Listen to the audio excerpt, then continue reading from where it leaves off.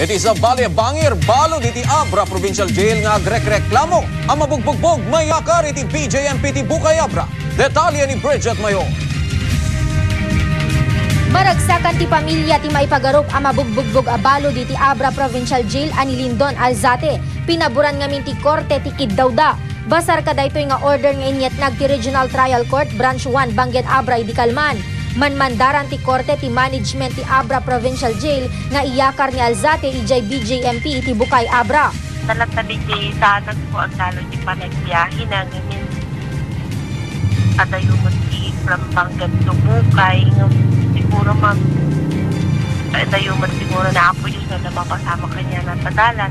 Naragsak kami ma'am na aprobaranan ni panakayalis na. Imununan ang nag-request ti balod babaen iti abogado na ti panakaidalan na ti medical exam ken panakaiyakar ti pagbaludan gapo iti maipagarup a panakay Bartolina ken panakabugbog na iti uneg ti selda. Itay laing na panalawas na idalan ti medical exam ti balod. Rimwar ang nakitaan dayto iti old scar iti ulo na. Pinagsubmitir ti korte ti provincial prosecutor ken provincial jail ti komento iti uneg ti 5 aldaw. Ngem tin submitir laing ti provincial jail management ket ti kopya ti spot report idi December 29, 2013. No sa dinno amay sa ni Lindon, Alzate kadagiti tallo a balod a naglibas. Si Abra Provincial Jail is concerned mabalin dalatang i-transfer nga mag-ururay kami ti court order. Naawaten ti provincial jail ti order manipod korte ngem manarimaan da pay laeng nga iko-koordinar iti provincial government. Pagsayaatan kanume ti pagbaludan tapno makisayan ti gastos ti management.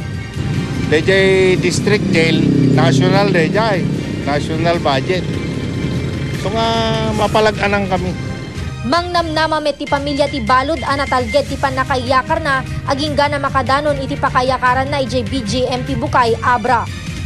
Bridget Mayor, Balitang Ilocano.